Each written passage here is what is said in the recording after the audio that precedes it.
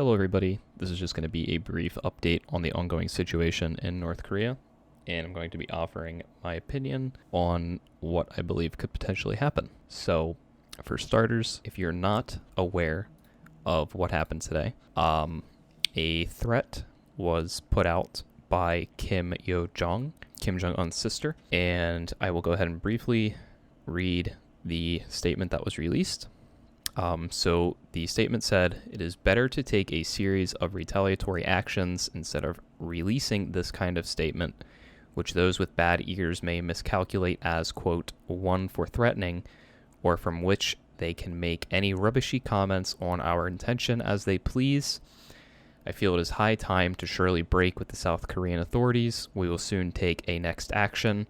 By exercising my power authorized by the Supreme Leader, our party, and the state, I gave an instruction to the arms of the department in charge of the affairs with enemy to decisively carry out the next action. Before long, a tragic scene of the useless North-South Joint Liaison Office completely collapsed what would be seen. If I drop a hint of our next plan the South Korean authorities are anxious about, the right to taking the next action against the enemy will be entrusted to the general staff of our army. Our army, too, will determine something for cooling down our people's resentment and surely carry out it, I believe. Rubbish must be thrown into dustbin." So this was published earlier today, and personally, I believe that she is going to be somebody that is going to be put into a pretty high place of power if she has not been already. I think that personally, for her to put out a threat like this, which is a very serious threat. I mean, she essentially said that they are going to be retaliating in some way against South Korea for the anti-Pyongyang propaganda, the balloon launches into North Korea.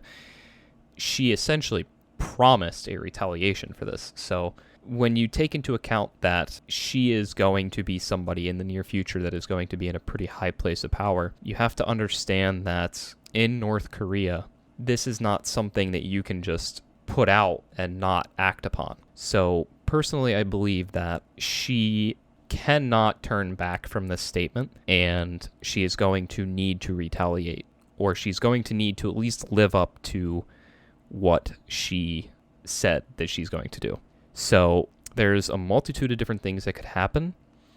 It could happen tonight. It could happen tomorrow. We don't really know. The general belief is that June 15th, we could see the retaliation.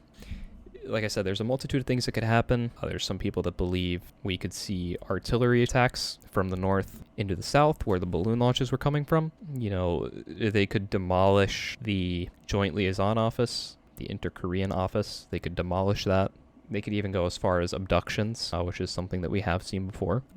Artillery strikes, for one, is not something that is super uncommon. We saw it as recently as 2010. Now, I know that's 10 years ago, but I mean, I feel that's fairly recent in regards to a region like this that doesn't really tend to age much. So this is something we've definitely seen before. So yeah, it's going to be pretty interesting. Like I said on Twitter, I'm keeping an eye on Atlanta at the moment. This definitely has my attention, purely because of the fact that at this point, I don't see how Kim Yo-jong could turn back from this point and kind of redact her statement or not follow through. So between tonight and tomorrow night, I think is the most probable time. Kind of hard to tell, though. North Korea is a very unpredictable country.